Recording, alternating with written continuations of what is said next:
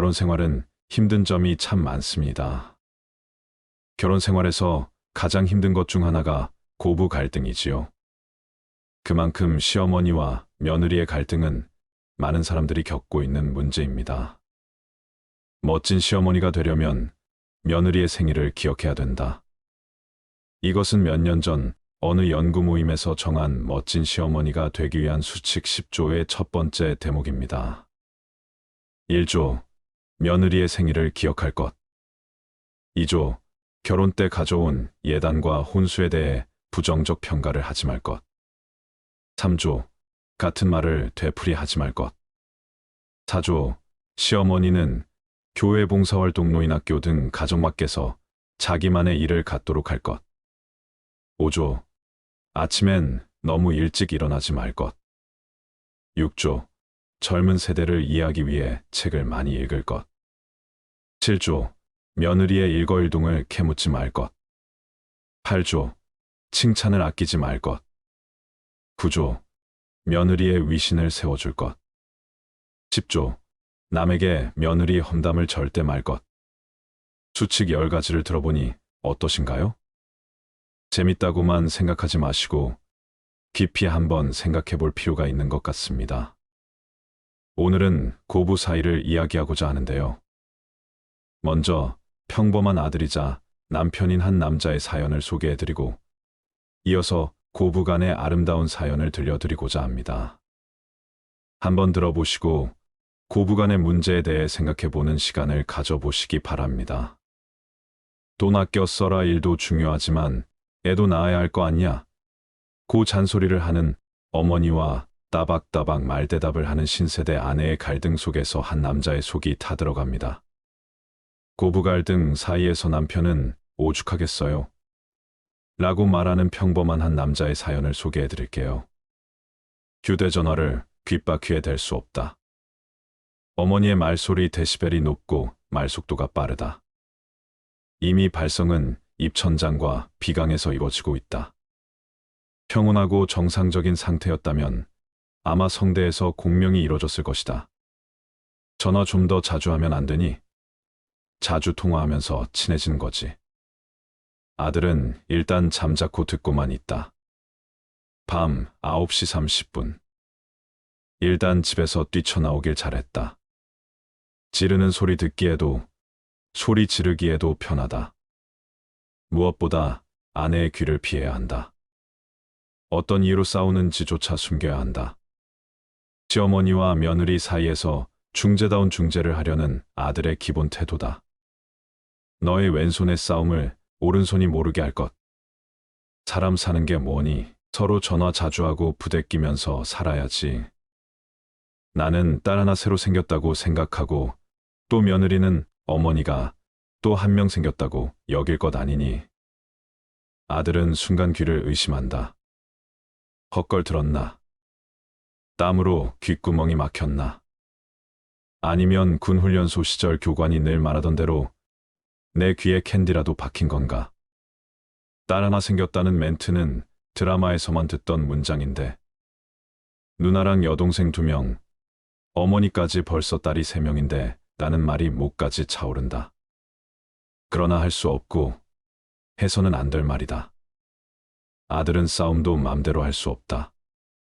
그 사실을 결혼 뒤 몇 번의 시행착오 끝에 깨달았다. 싸움이 커지면 그 앙금은 고스란히 싸움의 이유가 무엇이든 간에 아내에게 간다는 걸. 엄마에겐 꽉 잡힌 아들, 아내에겐 마마보이, 급기야 정신분열이 오고 있어. 안부 전화 좀 자주 하면 안 되니? 오늘도 불만이 접수됐다. 빨리 대충 얼버무려야 해. 그런데 왜 한숨부터 나올까? 숨 한 번 고르고 다시 묻는다. 그러니까 화내지 마시고 얼마나 자주 전화했으면 좋겠는지 그냥 솔직히 말해주면 안 돼요? 빙빙 돌리지 말고. 어머니는 결코 구체적으로 말하지 않는다.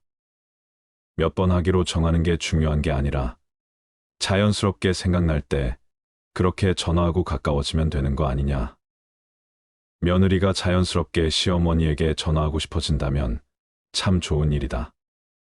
물이 높은 곳에서 낮은 곳으로 흐르는 것처럼 일을 마치면 회사 앞 호프집에 동료들이 하나둘 모이는 것처럼 그렇게 자연적으로 자연스럽게 통화가 이루어진다면 정말 좋을 것 같다.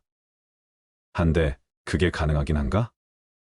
결혼과 아들이라는 고리로 맺어졌다고 해서 30년 넘게 남으로 지내온 어머니와 아내가 금세 딸처럼 새어머니처럼 가까워질 수 있다고 믿는 게 과연 합리적이긴 한 건가? 혀끝까지 치미는 말을 꾹꾹 눌러 삼키며 일단 후퇴했다. 아내의 잘못을 이슈로 어머니와 하는 전화는 오래 할수록 무조건 손해다. 커질수록 덧난다. 뭣도 모르던 시절 어머니와 아내 사이에서 나는 합리적인 동물이요, 심판자라고 생각했다. 그때그때 가장 합리적인 쪽 편을 들었다. 미혼 시절처럼 쿨하게 말하고 행동했다. 사춘기 중두 시절 처음 반항했을 때 들었던 욕의 정확히 3배 반의 욕을 어머니로부터 들었다. 의절당할 뻔했다. 나는 합리적 심판자가 아니었다. 이럴 때 마누라 편 들면 전쟁이 커진다는 사실쯤은 이미 알고 있다. 죄송해요. 전화 더 자주 하라고 이야기할게요.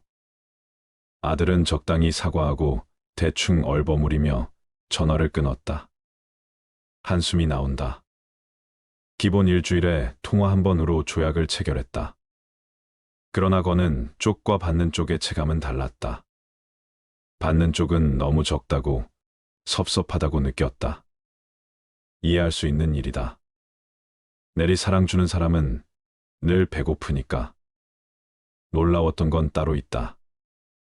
미혼 시절 아들의 헛소리에 맞장구를 치고 문자와 전화를 즐겁게 주고받던 어머니는 더 이상 아들의 전화와 문자와 방문에 그닥 기뻐하지 않았다. 전화를 걸면 들려오는 첫 대답은 며느리는 잘 있냐였고, 간혹 혼자 찾아가면 먼저 며느리는 안 오고 라고 물었으며, 장난 문자를 보내면 답신으로 며느리는 언제 오니 라는 문장을 보냈다. 아들은 더 이상 그냥 아들이 아니었다. 그는 며느리의 남편이었다. 놀라운 관계의 연금술. 그 연금술의 한가운데서 아들은 계속 작아진다. 어머니 앞에서는 아내가 좀 더 자주 전화와 안부 문자를 하도록 설득하지 못한다는 자책에 빠졌다가 아내 앞에 서면 시어머니에게 전화할 때의 긴장과 두려움을 몰라주는 마마보이 수컷이라는 자괴감에 술잔을 기울이게 된다. 그러다 급기야 정신분열증에 걸린 사람처럼 혼잣말을 웅얼거리는 자신을 발견한다. 결혼으로 얽힌 시어머니와 며느리, 나아가 두 집안의 관계도 그렇다. 사소한 행동도 오해를 불렀다. 아들의 어머니가 사돈댁에 제철 사과를 한 상자 주문해 보냈다. 아들의 장모님은 고맙습니다. 사과가 무척 알차네요. 잘 먹겠습니다라고 정성껏 문자를 보냈다. 며칠 뒤 어느 저녁 아들은 어머니의 전화를 받았다. 볼멘 목소리였다. 어떻게 사람이 선물을 보냈는데 띡 문자 한 통 보낼 수 있냐? 낯가림이 심한 성격의 장모는 고민 끝에 장문의 감사 문자를 보냈던 것인데 그게 오해를 불렀다. 장모님의 감사 문자를 선물을 보냈더니 건방지게 전화가 아니라 문자만 덜렁 보낸 처 없는 짓으로 해석하고 만다. 아들이 아무리 그런 게 아니라고 얘기해봤자 처가댁 역성들기가 될 뿐이다. 아내가 적절한 상황에서 적절한 언어와 말투로 시어머니가 잘 납득하실 수 있도록 설명하면 좋으련만 아내 역시 숙이 없기는 매한가지다. 아내와 어머니는 생략 부호가 너무 많고 한 단어가 쓸데없이 많은 뜻을 가진 동음이 이어가 너무 많은 외국어로 대화하는 것이나 다름없다. 아들이자 남편인 나는 두 사람 사이에서 어쩔 수 없이 동시통역을 하다가 양쪽에서 뺨을 맞기 일쑤다. 그렇다고 아내한테도 서운한 마음이 없는 건 아니다. 가끔씩 그런 생각이 든다. 남편을 진정 사랑한다면 남편에게 때때로 과한 요구를 하는 어머니가 있다는 그 현실조차 어느 정도 사랑해야 하는 것 아니냐고. 그 자문에 대한 답은 어머니와 통화한 뒤와 아내와 이야기를 나눈 뒤 수시로 바뀐다. 어쨌든 언발에 오줌 누기로 오늘도 대충 동시통역을 마쳤다. 동시에 큰 과제가 남아있다. 올해 추석에 이어 내년 설 명절에 아내가 당직에 걸릴 경우 그게 명절날 전 붙이기 싫어 자원한 당직이 아니라는 사실을 어머니의 자존감과 아내의 기분을 둘 다 상하지 않는 방법으로 동시통역해야 한다는 것이다. 외국어 능력 시험 공부가 차라리 쉽다. 전 어머니와 아내 양쪽에서 뺨 맞고 살아요. 정말 힘듭니다. 지금까지 고부간의 사이에서 힘들어하는 평범한 아들이자 남편인 한 남자의 사연을 들어보셨는데요. 모두가 이런 것은 아닙니다. 며느리를 딸처럼 챙기는 시어머니도 계시죠. 이어서 시어머니와 며느리의 감동적인 이야기를 들려드릴게요. 며느리를 딸처럼 챙긴 시어머니와 착한 며느리의 이야기를 들어보시기 바랍니다. 내 나이 11살에 아버지가 돌아가셨다. 내 아래로는 여동생이 하나 있다. 전업주부였던 엄마는 그때부터 생계를 책임지셔야 했다. 못 먹고 못 입었던 것은 아니었지만 여유롭진 않았다. 대학 졸업 후 입사 2년 만에 결혼을 하였다. 처음부터 시어머니가 좋았다.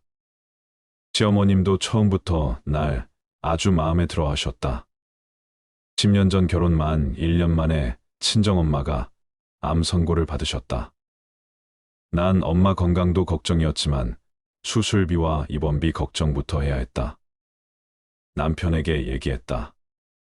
남편은 걱정 말라고 내일 돈을 융통해 볼 터이니 오늘은 푹 자라고 얘기해 주었다. 다음 날 친정엄마 입원을 시키려 친정에 갔지만 엄마도 선뜻 나서질 못하셨다. 마무리 지어야 할 일이 몇 개 있으니 4일 후에 입원하자 하셨다. 집에 돌아오는 버스 안에서 하염없이 눈물이 났다.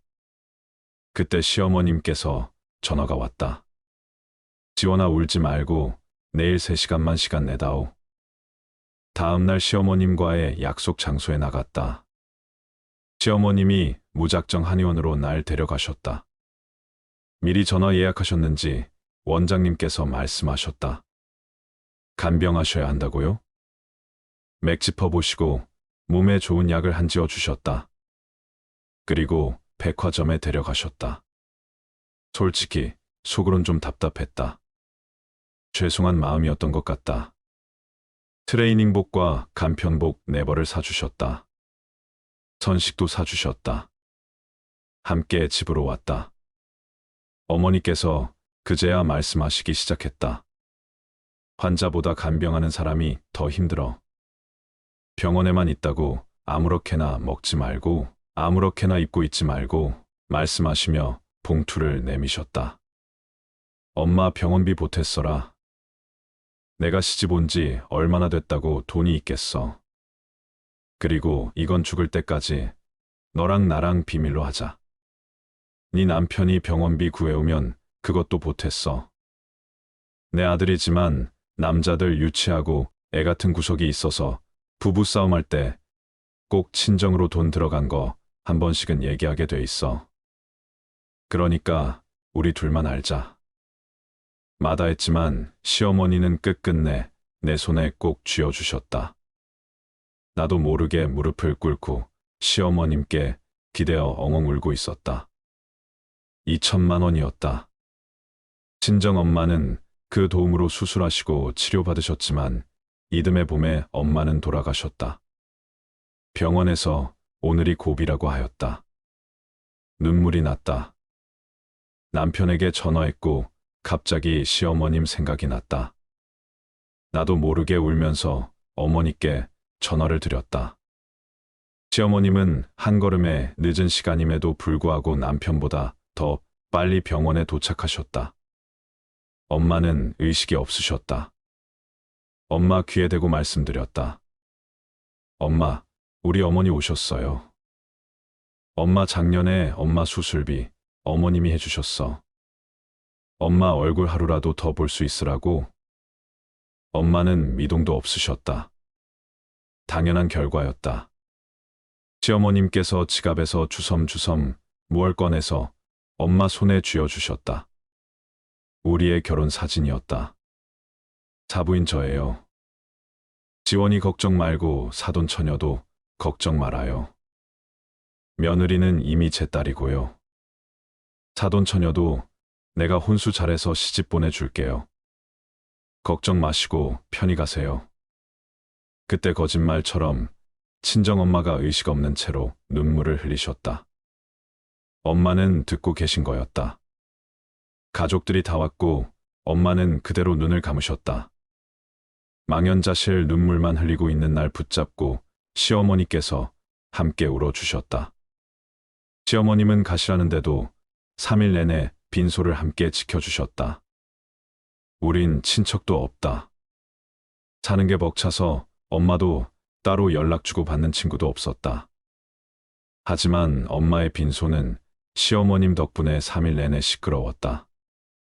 빈소가 썰렁하면 가시는 길이 외롭다고 하셨다. 친정엄마가 돌아가시고 시어머님은 내 동생까지 잘 챙겨주셨다. 가족끼리 외식하거나 여행 갈 땐 꼭 내 동생을 챙겨주셨다.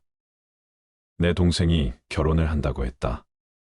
동생과 시어머님은 고맙게도 정말 나 이상으로 서로 잘 지내주었다. 시어머님이 또다시 나에게 봉투를 내미신다. 어머님 남편이랑 따로 동생 결혼자금 마련해놨어요. 마음만 감사히 받을게요. 도망치듯 돈을 받지 않고 나왔다. 버스 정류장에 다 달았을 때 문자가 왔다. 내 통장으로 3천만 원이 입금되었다. 그 길로 다시 시어머님께 달려갔다. 어머니께 너무 죄송해서 울면서 짜증 거 부렸다. 시어머님께서 함께 오시면서 말씀하셨다. 아가, 너 기억 안 나니? 친정 엄마 돌아가실 때 내가 약속드렸잖아. 혼수해서 네 동생 시집 잘 보내주겠다고. 나 이거 안 하면 나중에 내 엄마를 무슨 낯으로 뵙겠어. 시어머님은 친정엄마에게 혼자 하신 약속을 지켜주셨다. 난 그날도 또 엉엉 울었다. 시어머님께서 말씀하신다. 순둥이 착해 빠져가지고 어디에 쓸고. 힘들면 힘들다고 얘기하고 울고 싶을 땐 목 놓아 울어버려. 제부될 사람이 우리 시어머님께 따로 인사드리고 싶다고 해서 자리를 마련했다. 시부모님, 우리 부부 동생네 예비부부가 모였다. 그때 시어머님이 시아버님께 사인을 보내셨다. 그때 아버님께서 말씀하셨다. 초면에 이런 얘기 괜찮을지 모르겠지만 사돈 처녀 혼주 자리에 우리가 앉았으면 좋겠어. 혼주 자리엔 사실 우리 부부가 앉으려 했었다. 다른 사람들 보는 눈도 있고 난 거기까진 생각을 못했던 부분이었다. 동생네 부부는 너무도 감사하다며 흔쾌히 받아들였다. 그리고 내 동생은 우리 시아버지 손을 잡고 신부 입장을 하였다. 내 동생 부부는 우리 부부 이상으로 우리 시댁에 잘했다. 오늘은 우리 시어머님의 49자다. 가족들과 동생네 부부와 함께 다녀왔다. 오는 길에 동생도 나도 많이 울었다. 오늘 10년 전 어머니와 했던 비밀 약속을 남편에게 털어놓았다. 그때 병원비 어머니께서 해주셨다고. 남편과 난 부둥켜 안고 시어머님 그리움에 엉엉 울어버렸다. 나는 지금 아들이 둘이다. 난 지금도 내 생활비를 쪼개서 따로 적금을 들고 있다. 내 시어머님께서 나에게 해주셨던 것처럼 나도 나중에 내 며느리들에게 돌려주고 싶다. 내 휴대폰 단축번호 한 번은 아직도 우리 시어머님이다. 항상 나에게 한없는 사랑을 베풀어 주신 우리 어머님이다. 어머님, 우리 어머님 너무 감사합니다. 어머니 가르침 덕분에 제가 바로 설 수 있었어요. 힘든 시간 잘 이겨낼 수 있었고요. 어머님 너무 사랑합니다. 그립습니다. 제가 꼭 어머니께 받은 은혜 많은 사람들에게 베풀고 사랑하고 나누며 살겠습니다. 너무 보고 싶어요. 여러분은 이야기를 듣고 어떤 생각이 드시나요? 서로가 상대방에게 최선을 다한다면 고부 갈등은 없어지지 않을까요? 다 큰 자식과의 관계에 힘겨운 부모들이 많지요.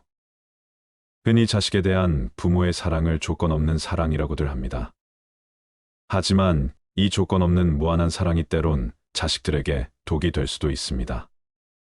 자식은 나이가 들고 백발이 되어도 부모 눈에는 한없이 어린아이로만 보입니다. 과연 험한 세상 속에 아이들이 이리 치이고 저리 치이면서도 상처받지 않게 부모로서 감싸줘야 할까? 아니면 자식이 직접 어려움과 맞서 싸우며 스스로 강해지길 바라야 할까요? 자식 뒷바라지를 어느 시점, 어느 선까지 해주어야 하느냐는 질문의 정답은 없습니다. 각자의 가치관이나 경제적인 형편, 부모-자식 관계에 따라 다를 것입니다. 30이 되고 40대, 50대가 되어도 홀로 서지 못하고 부모에게 의존하고 손 벌리는 자식 때문에 부모-자식 모두가 불행해지는 사례가 있습니다. 50대 중반의 한 부부는 직장을 얻어 독립했던 딸이 자기가 하고 싶었던 일은 따로 있다며 회사를 그만두고 집으로 돌아오겠다고 말해 고민이라고 합니다. 엄마는 딸이 앞으로 어떻게 여러 문제들을 스스로 해결해 나갈 수 있을지 걱정이라고 말합니다. 어느 부모는 다 큰 아들의 자동차 보험료와 월세, 식비, 휴대폰 요금 등을 대주고 있습니다. 부모는 자식을 재정적으로 도와주다가 자신의 노후 자금까지 까먹을까 걱정이라고 합니다. 자녀들의 경제적 독립을 위해 부모는 좀 독해질 필요가 있지요. 부모의 방침을 미리 알려주고 자녀들의 기대치를 낮추는 것이 좋습니다. 부모의 굳은 결심도 막상 때가 되면 시행에 옮기기가 쉽지 않은데요. 자식 뒷바라지에 물론 경제적인 지원만 있는 게 아닙니다. 심리적, 정서적으로 독립할 수 있도록 미리미리 가르치고 준비시키는 것도 훌륭한 뒷바라지입니다. 자녀들의 나이나 발달 단계에 맞춰서 스스로 일어나게 하고 청소나 설거지 등 집안일도 시키고 용도는 아르바이트를 해 스스로 벌게 하는 것도 좋습니다. 부모가 뒷바라지해 주지 않아도 혼자 독립할 수 있는 힘을 미리 키워주는 것이 중요하지요. 경제적인 지원은 못하지만 시어머니, 시아버지, 장모, 장인으로서 어른 역할을 잘해주는 것도 뒷바라지입니다. 손주들에게 따뜻하고 지혜로운 할아버지, 할머니가 있다는 것만큼 큰 선물이 또 있을까요? 찾아갈 수 있는 부모님이 있고 찾아가서 이런저런 문제를 상의하고 하소연할 수 있는 어른이 계시다는 것만으로도 든든한 울타리가 될 수 있습니다. 오늘은 나이 들어서도 자식을 뒷바라지하는 당신을 위한 조언 5가지에 대해 말씀드리겠습니다. 첫째, 당신 탓은 그만하라. 자녀가 사회에 성공적으로 정착하지 못하고 방황하면 많은 부모가 자신이 뒷바라지를 못해 그런 것은 아닌지 자책한다. 지금 자녀의 상황이 어떻든 자신을 탓하는 것은 아무 도움도 안 된다. 자녀를 다 키운 뒤 돌아보면 후회 아닌 것이 없지만 그때는 너무 젊어 경험도 없고 지혜도 짧았기에 그럴 수밖에 없는 측면이 있었다. 다만 자식에게 상처 준 것이 있다면 제대로 사과하는 것이 필요하다. 이 사과는 자녀와 친밀한 관계를 회복하기 위한 것이다. 성인이 된 자녀와는 친밀한 관계를 구축하는 것이 가장 중요하다. 그 관계 속에서 성인과 성인으로 만나는 것이다. 부모가 성인으로 대우해야 자녀가 자립할 수 있다. 둘째, 자녀의 실패를 용납하라. 자식이 실패하는 것을 마음 편히 볼 수 있는 부모는 없다. 하지만 자식이 실패하는 꼴을 못 보고 부모가 개입해 도와주면 자녀는 실패해서 스스로 배울 수 있는 기회를 빼앗기게 된다. 자녀의 실패를 용납하지 못하거나 부모의 생각을 자녀에게 강요하면 그 자녀는 경제적 독립과 같이 살아가는데 중요한 도전 과제들을 완수하는 방법을 익히지 못하게 된다. 자녀의 실패를 막기보다 실패하도록 내버려 둔 뒤 왜 실패했는지, 다음엔 어떻게 다르게 할 수 있는지 생각해 보도록 격려하는 것이 자녀의 미래를 진정으로 위하는 길이다. 셋째, 자식이 편한 것만 바라지 말라. 대부분의 부모는 자식이 고생하는 것을 못 본다. 이 때문에 자녀에게 설거지나 청소, 쓰레기 버리기, 식사 준비 돕기 등의 집안일을 시키지 않고 온실 속의 화초처럼 귀하게만 키운다. 이렇게 키운 자녀가 쥐꼬리만한 월급을 받겠다며 고생하며 일하는 모습을 보면 가슴이 찢어진다. 그러니 잘 먹고 다니라고, 편하게 차 몰고 다니라고, 필요한데 쓰라고 돈을 준다. 이런 과보우는 자식을 점점 더 부모에게 의존하도록 만든다. 이 악순환의 고리를 끊으려면 자식을 편하게만 해주려는 유약한 사랑을 중단해야 한다. 자녀가 스스로 먹고 살 기반을 마련하도록 고생하는 것도 지켜볼 수 있는 강인한 사랑을 해야 한다. 예컨대 자녀가 성인이 되고도 부모와 함께 살고 있다면 생활비 명목으로 얼마라도 돈을 내도록 해야 한다. 넷째, 자녀를 불편하게 하는 선택이라도 당신 자신을 위한 선택을 하라. 우리나라 부모들은 자식 사랑이 유별나다. 특히 부부간에 배우자를 최우선으로 생각하지 않고 자식을 최고로 지켜 세우는 경향이 두드러진다. 예를 들어 남편이 좋아하는 음식엔 하나도 관심이 없지만 자녀가 좋아하는 음식은 냉장고에 떨어지지 않게 채워 넣는 식이다. 이는 가정의 질서를 깨는 행동이다. 가정의 중심은 부부이고 부부에게 최우선은 배우자다. 특히 자녀가 성인이 됐다면 자녀가 불편해지고 고생하게 된다고 해도 부부를 위한 선택을 해야 한다. 다 큰 자식을 돌보느라 부부의 생활을 희생하는 것은 바람직하지 않다. 다 큰 자식을 계속 싸고 도는 것이 단기적으론 사랑으로 생각되지만 장기적으론 자식을 망치는 독이 된다. 다섯째, 답은 그만 주고 질문을 하라. 밀레니얼 세대는 돈 문제뿐만 아니라 회사 생활이나 일상의 소소한 자빌에 대해서도 부모에게 도움을 구하는 경우가 많다. 밀레니얼 세대는 부모가 자신의 문제를 해결할 답을 주기를 기대한다. 자녀가 원하는 대로 부모가 계속 답을 주면 자녀는 영원히 정신적으로 자립하지 못한다. 자녀가 문제를 스스로 해결할 수 있도록 하려면 대답을 중단하고 질문을 던져야 한다. 자녀가 어떻게 하죠? 라고 묻는다면 답을 주지 말고 넌 어떻게 했으면 좋겠는데? 라고 물어보라. 이렇게 질문을 던지면 자녀가 스스로 대답을 생각하면서 해법을 찾게 된다. 훌륭한 자식을 키운 부모님들은 어떤 비결이 있어서 그렇게 자식을 잘 키우신 걸까요? 나도 열심히 키웠는데 내 자식은 왜 이럴까? 자신이 살아온 인생을 한번 돌아보세요. 여러분은 자신의 삶을 어떻게 살고 계십니까? 부모님의 영향을 받아 살다가 결혼을 하면 배우자의 영향을 받아 살고 자녀가 생기면 자녀의 영향을 받아 살고 계시는 분들이 많습니다. 가족을 위해 산다고 생각하시는데 중년이 되면 어떻게 되나요? 자녀들은 사춘기라 자기 마음대로 하려 들고 배우자도 직장 생활에 바빠 대화가 잘 안 됩니다. 자신의 삶을 돌아보면 해놓은 것도 없고 인생이 무엇인지 의문이 듭니다. 내 삶이 없는 것 같습니다. 특히 밤잠을 설치며 애지중지 키운 자식이 제 마음대로 하면 배신감이 큽니다. 지난 세월 동안 자식에게 바쳤던 사랑이 짓밟힌 것 같아서요. 이렇게 되면 회한과 함께 자식에 대한 원망이 깊어지면서 우울증이 급격히 다가옵니다. 그런데 우리가 자식 때문에 괴로운 것이 당연한 걸까요? 나라는 존재는 자식 때문에 끝없이 괴롭고 불행할 수밖에 없습니다. 부모가 바뀌면 자식도 바뀝니다. 자식은 자식들로 자기 인생을 살 뿐입니다.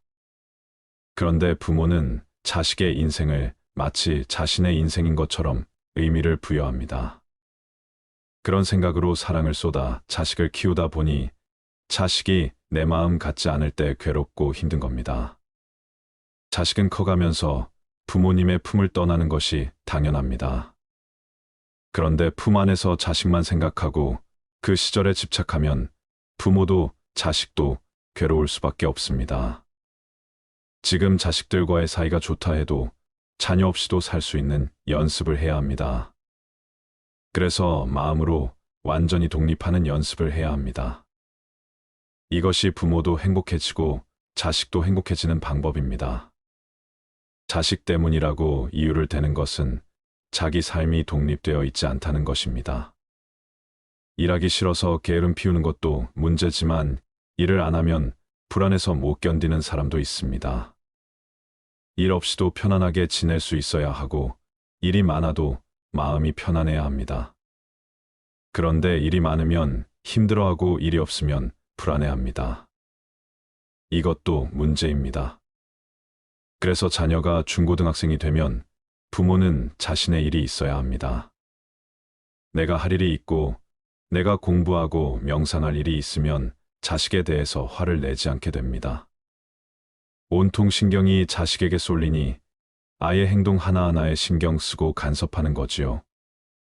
집에만 있으면 자꾸 아이를 문제 삼게 되니까 밖에 나가서 자신만의 보람을 찾고 자기 실현을 하는 것이 중요합니다. 남을 위해 가진 것을 나누는 봉사활동을 하면 큰 보람을 느끼고 자녀도 배울 수 있어 좋습니다. 그런데 밖에서 봉사활동만 하고 수행을 하지 않으면 얼마 못 가 지치게 됩니다. 그래서 늘 자기 마음을 다스리는 공부를 해야 합니다. 그러면서 자신을 바라보는 깨달음의 장소에도 가보고 1년에 한 번 내 마음을 털어놓는 나눔의 장소에도 다녀오고 봉사활동도 하면서 몇 년을 공부하면 자신의 삶을 찾을 수 있습니다. 오늘부터 스스로를 아름답게 가꾸어 나가는 연습을 해보시기 바랍니다. 제가 제 자신을 사랑하지 않는다면 누가 저를 사랑해 줄까요? 저조차 제 자신을 사랑할 줄 모른다면 어떻게 다른 이를 사랑할 수 있겠나요? 남을 사랑받고 사랑하는 것의 시작점은 바로 스스로를 사랑하는 데 있습니다. 스스로를 사랑한다는 것은 자신을 괴롭히지 않는 것입니다. 그러므로 어떠한 경우에도 제가 괴롭지 않은 삶을 지켜나가는 것이 중요합니다. 자식의 문제를 일으키거나 말을 듣지 않더라도 어떤 상황에서도 저 스스로가 자유로워지는 것입니다. 이것을 불교에서는 해탈이라고 부릅니다. 따라서 불교에서 말하는 최고의 상태는 죽어서 극락이 천당에 가는 것이 아니라 살아있는 동안 해탈과 열반을 이루는 것입니다. 참된 자유와 참된 행복을 얻는 것이죠. 마음의 원리를 공부하고 수행해 나가면 누구나 그렇게 될 수 있습니다. 수행을 통해 자신의 문제를 인식하게 되면 자신이 변화하기 시작합니다. 그러나 우리가 배우는 것 중 처음부터 잘 되는 것은 없습니다. 수행은 연습이며 연습은 계속되는 실수의 반복입니다. 그러나 계속 연습하다 보면 성공할 수 있다는 희망을 볼 수 있습니다. 이렇게 연습하는 마음으로 수행을 계속하다 보면 꼬인 문제가 풀리기 시작합니다. 문제가 풀리면 마음에 맺은 것이 녹아내리고 마음이 열리면서 힘이 생깁니다. 그러나 자신을 인식하는 것과 행동이 바뀌는 것은 다릅니다.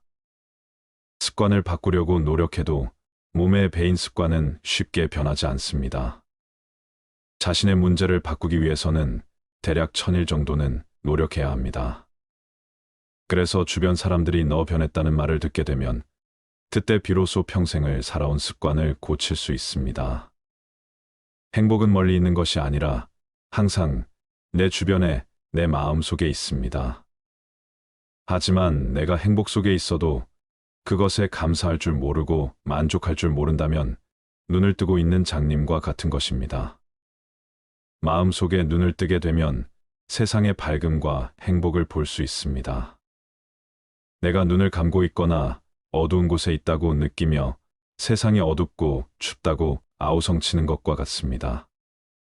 하지만 눈을 뜨게 되면 세상의 밝음을 알 수 있게 됩니다. 그러니 깨어서 바라보아야 합니다. 자식에게 줄 수 있는 가장 값진 교훈은 부모 스스로가 행복하고 만족스러운 삶을 사는 것입니다. 부모는 자녀에게 좋은 환경을 마련해주고 방향을 잡아주며 사랑을 많이 줘야 합니다. 자녀들이 커서 무엇이 될지에 대한 염려와 걱정보다는 무엇을 하든 너를 응원한다는 부모의 말이 더욱 중요합니다. 부모의 믿음과 사랑이야말로 자녀를 강하고 훌륭하게 키워낼 수 있는 비결입니다. 부모가 행복해야 자녀도 행복할 수 있습니다. 자녀는 부모를 닮아간다고 합니다. 그렇기 때문에 자녀들은 부모로부터 모든 것을 배우게 됩니다. 내 자녀를 남들보다 잘 키우고 싶다면 우리는 과연 어떻게 해야 할까요? 여러분 우선 자신의 인생을 돌아보세요. 여러분은 자신의 삶을 어떻게 살고 있습니까? 많은 분들이 부모님에게 이끌려 살다가 결혼을 하면 배우자에게 이끌려 살고 자녀가 태어나면 그 자녀에게 이끌려 사는 삶을 살고 계십니다. 가족을 위해 산다고 생각했는데 중년이 되어보면 어떤가요? 자녀들은 자신의 마음대로 하려고 하고 배우자도 직장 생활에 바빠서 대화가 잘 안 됩니다. 자신의 삶을 돌아보니 해놓은 것도 없고 인생이 무엇인지 싶어집니다. 내 삶은 마치 없는 것만 같습니다. 특히 밤잠을 설치며 애지중지 키운 자녀가 저 혼자 잘난 듯이 제 마음대로 할 때 배신감이 큽니다. 지난 세월 동안 자녀를 위해 바쳤던 사랑이 짓밟힌 것 같아서 말이죠. 이러면 회원과 함께 자녀에 대한 원망이 깊어지면서 우울증이 급속도로 다가올 수 있습니다. 그런데 우리가 자녀 때문에 괴로워하는 것이 당연한 걸까요? 나라는 존재는 자녀 때문에 끝없이 괴롭고 불행할 수밖에 없습니다. 하지만 부모가 바뀌면 자녀도 바뀝니다. 자녀는 자녀대로 자신의 인생을 사는 것입니다. 그런데 부모는 자녀의 인생을 마치 자신의 인생처럼 의미를 부여합니다. 그런 생각으로 사랑을 쏟아 자녀를 키우다 보니 자녀가 내 마음 같지 않을 때 괴롭고 힘들어지는 것입니다. 자녀는 커가면서 부모 품을 떠나는 것이 당연합니다. 그런데 부모가 품 안에서만 자녀를 생각하며 그 시절에 집착하면 부모도 자녀도 괴로워할 수밖에 없습니다.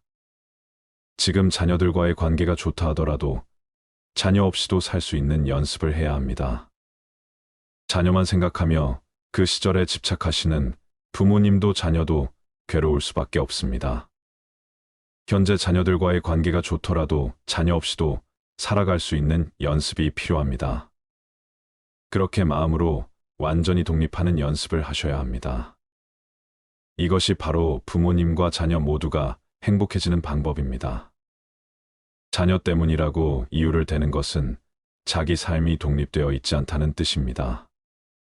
일을 하지 않으면 불안해하거나 게으름을 피우는 것도 문제가 됩니다.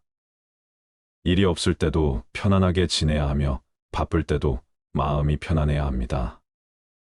일이 많을 때 힘들어하고 일이 없을 때 불안해하는 것이 모든 것이 문제입니다. 자식에게 줄 수 있는 가장 값진 교훈은 부모 스스로가 행복하고 만족스러운 삶을 사는 것입니다. 그저 잘 자랄 수 있도록 환경과 방향만 잡아주고 사랑을 많이 주어야 합니다. 자녀들이 커서 무엇이 될까 하는 염려와 걱정보다 무엇을 하든 너를 응원한다는 부모의 말이 더욱 멋집니다.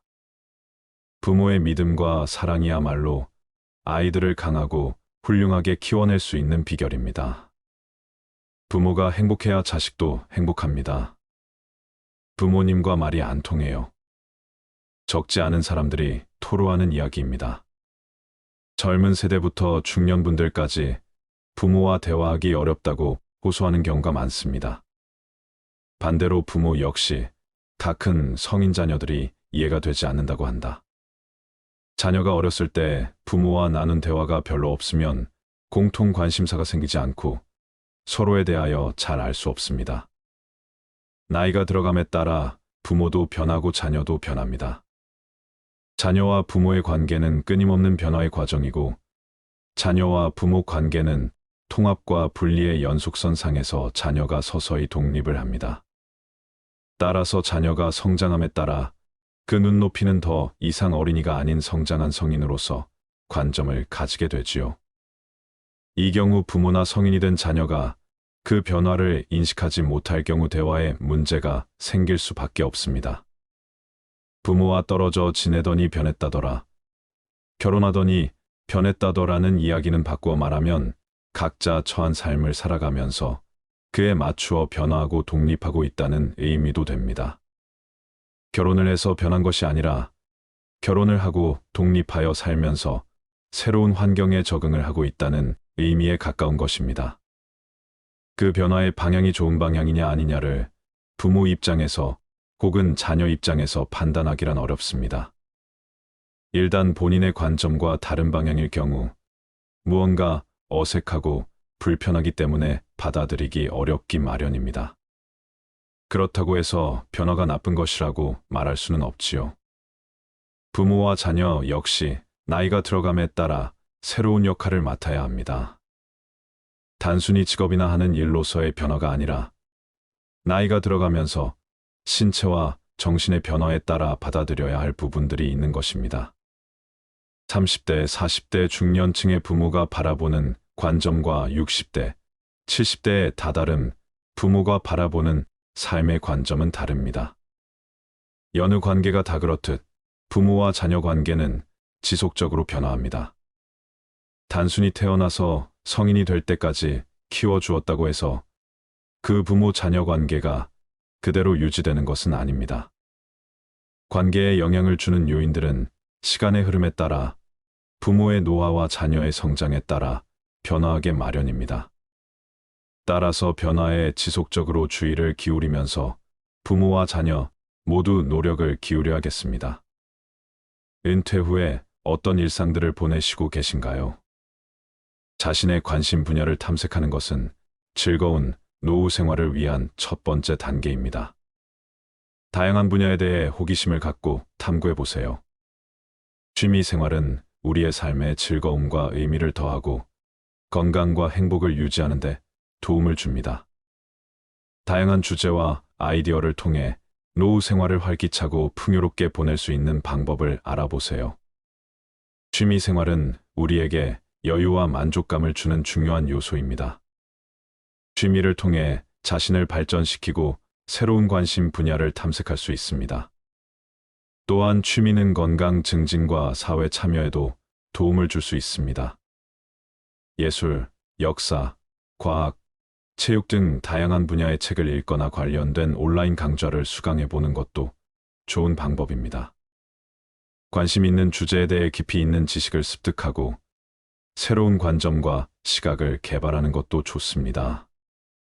이를 통해 자신의 역량을 넓힐 수 있고 더욱 풍요로운 노후 생활을 즐길 수 있습니다. 오늘은 노후에 하기 좋은 취미 활동에 대하여 말씀드리겠습니다. 우리가 은퇴를 하고 노년을 맞이하면 수면, 식사 같은 필수 시간을 제외한 대부분의 시간이 자유입니다. 게다가 평균 나이는 80대 중반이고 길게는 100세까지 사는 분들도 종종 보이는 요즘입니다. 혹시나 여러분들 중 젊어서 직장 생활 육아로 정신없이 살던 때에는 그렇게 그리던 여유로운 삶이 막상 노년에 펼쳐지니 뭘 해야 할지도 모르겠고 너무 막막해서 허무함에 빠지신 분들은 안 계신가요? 어떤 학회가 우리나라 60대 이상의 국민들을 대상으로 실시한 노인분들이 노후에 보내는 여가 생활 실태에 대한 조사에 따르면 1위는 TV 시청이 가장 높았고 2위는 스마트폰 하기, 3위는 휴식, 4위는 산책 걷기, 5위는 국내 여행하기, 6위는 집안일, 7위는 공원이었습니다. 사회가 고도로 발달하고 노인들의 복지는 돌아볼 틈 없이 쉼없이 앞으로만 달려가니 정작 우리나라를 여기까지 이끌고 만들어 온 노인분들은 집으로, 스마트폰으로, 공원으로 소외되고 있다는 것을 알 수 있습니다. 물론 나이가 들면 힘이 빠지기 때문에 할 수 있는 취미가 한정적일 수밖에 없다지만 그렇다 하더라도 우리가 집에 앉아 가만히 TV나 보며 죽는 날만 기다려야 할까요? 우리 개개인의 상황에 따라 맞는 취미를 찾을 수는 없을까요? 전문가들 또한 말합니다. 아무래도 요즘 정보 제공 서비스가 온라인 중심이다 보니 노인분들이 정보를 얻기가 어려우셔서 취미가 다양하지 못할 수밖에 없다고 말입니다. 그 예로 교통수단을 인터넷으로 예매하실 때 불편하다고 느끼신 분들이 60%, 그나마 노인분들 중 58%만이 인터넷 예매를 경험하셨다고 합니다.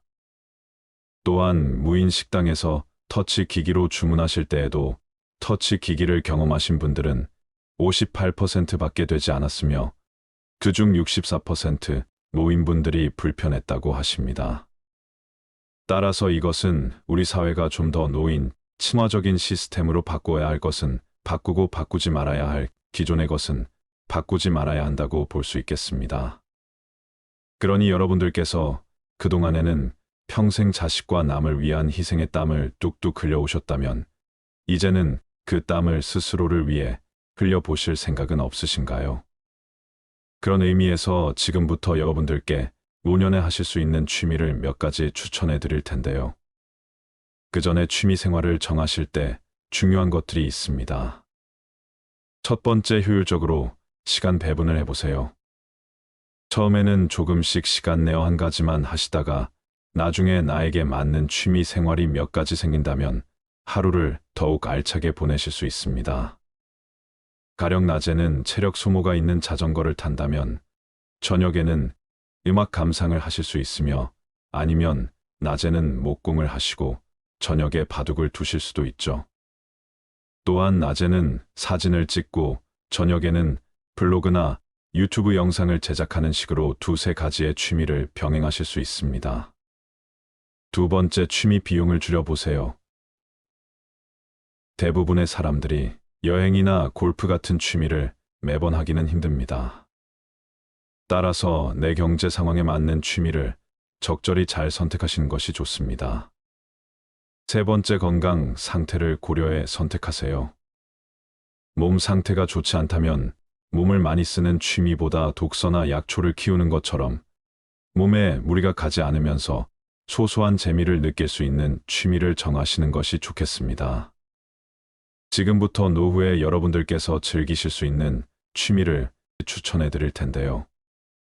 물론 제가 추천해 드린다고 이것을 꼭 전부 다 하시라는 압박을 느끼실 필요는 전혀 없으며 혹시라도 마음에 드는 게 하나도 없다고 하셔도 상관이 없습니다. 노후에 즐길 수 있는 취미의 종류가 이런 것들이 있구나, 취미를 즐기는 것이 그렇게 어려운 것이 아니구나, 이런 생각만 드셔도 저는 성공이라고 생각하니까요. 그러니 그저 가볍게 한번 참고해 본다 생각하시고 들어주세요. 첫 번째 취미 활동은 수영입니다. 수영은 가장 돈을 적게 들이면서 관절에도 무리가 없고 위험성이 적은 최고의 운동입니다. 그리고 노년층에게 관절염에 좋은 사회성, 협동심 등 다양한 측면에서의 장점이 많은 운동이기 때문에 대한노인 재활의학회에서 권장하는 운동입니다. 또한 노인들이 불가피하게 넘어질 경우에도 수영을 한 분들은 균형 감각으로 인해 넘어질 때의 피해를 줄일 수 있기 때문에 더욱더 수영을 추천한다고 합니다. 그리고 요즘은 시골에도 동네 주민 스포츠 센터가 있어 수영장을 쉽게 접할 수가 있으니 동네 주변을 한번 둘러보시는 것은 어떨까요? 두 번째 취미 활동은 탁구입니다. 탁구는 유산소 근육 운동이 결합한 스포츠입니다. 남녀노소 모두 즐길 수 있고 과격하지 않으면서도 운동량이 많은 게 특징이지요.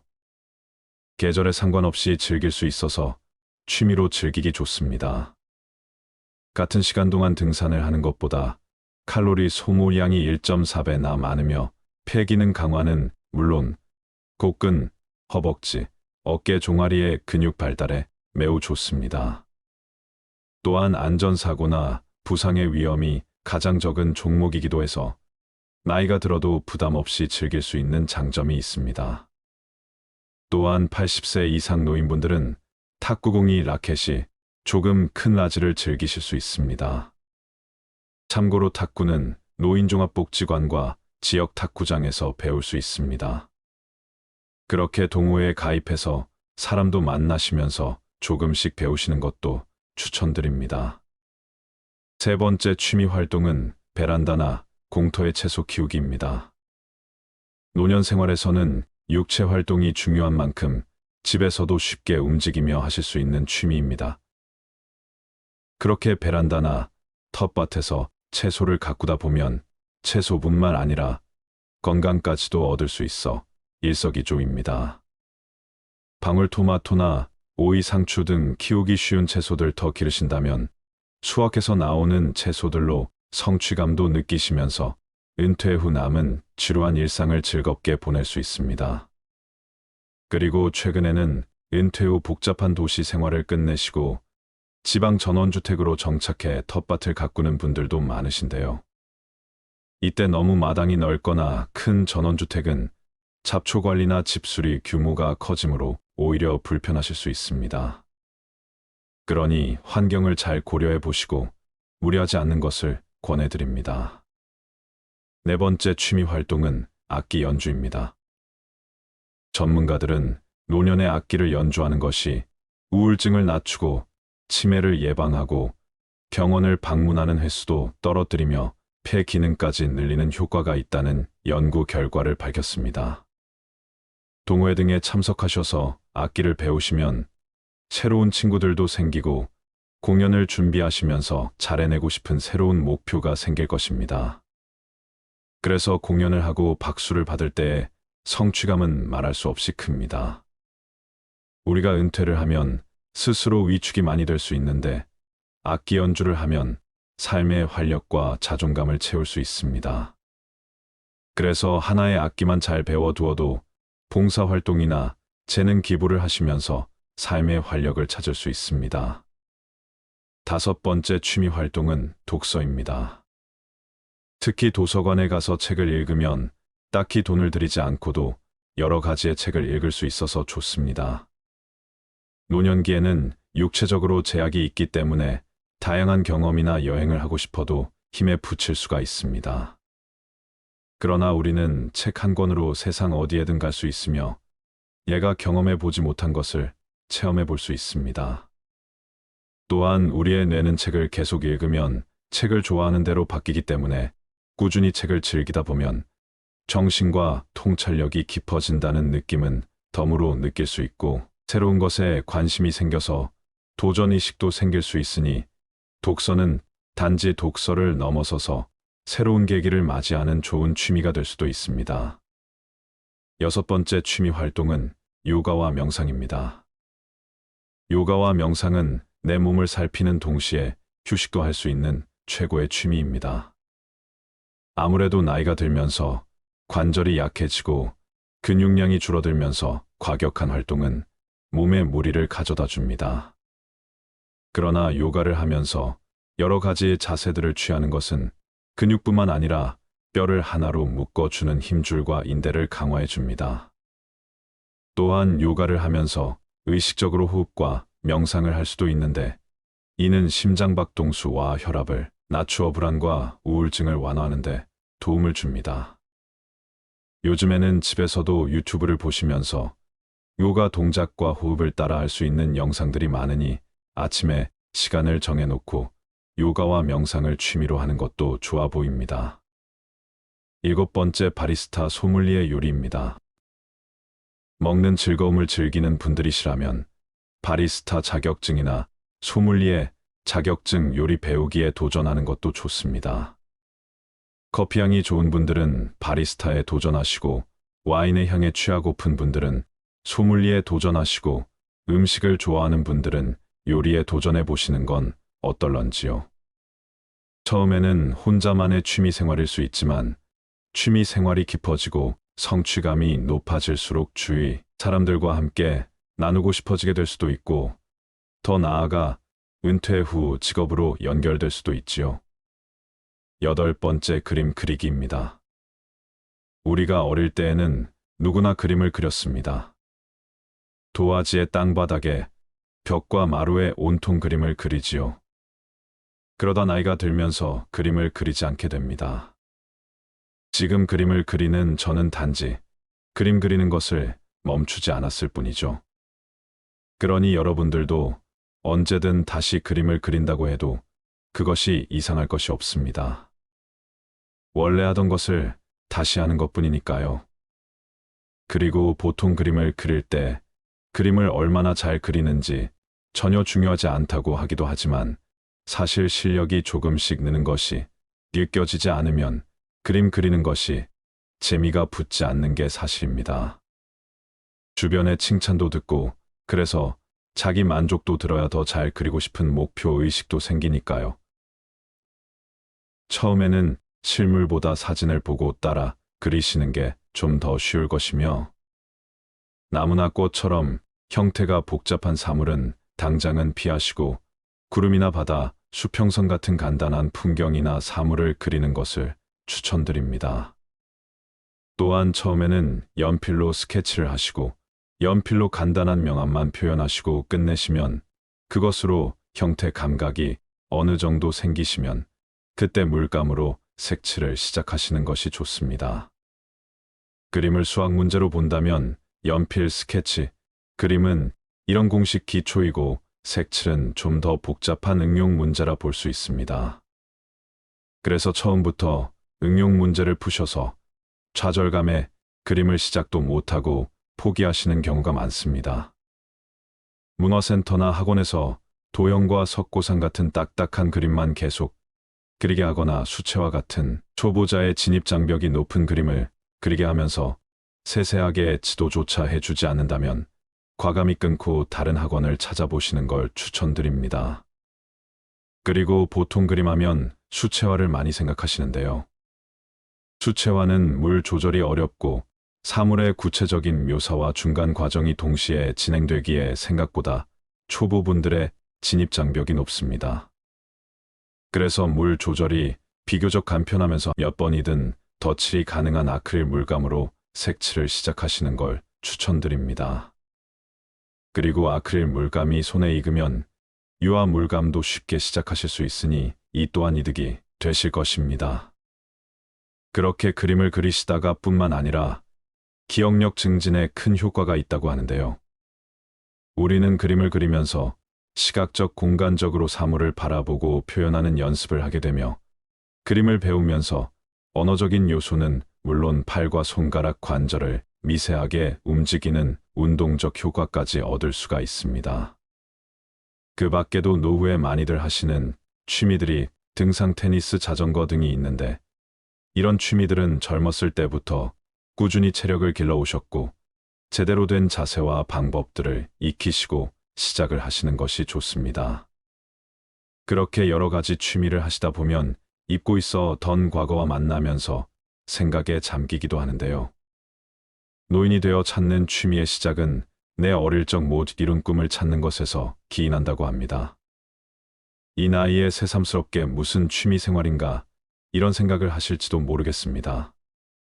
어릴 적 꼭 거창한 걸 해보고 싶은 어린아이는 없었을 것입니다. 나도 모르게 무의식적으로라도 하고 싶었지만 상황이 여의치 않아 못한 일들이 있지 않았을까요? 그것이 아주 사소한 것이어도 말입니다. 그리고 또한 지금까지는 돈 벌고 자식 키우시면서 채우면 채울수록 커난 삶에 매달려 살아오셨다면 어린 시절 바라보았던 하늘 가득 반짝이던 별들을 떠올려 보세요. 그 밤마을 우러러 넉넉했던 그날의 순수를 떠올려 보세요.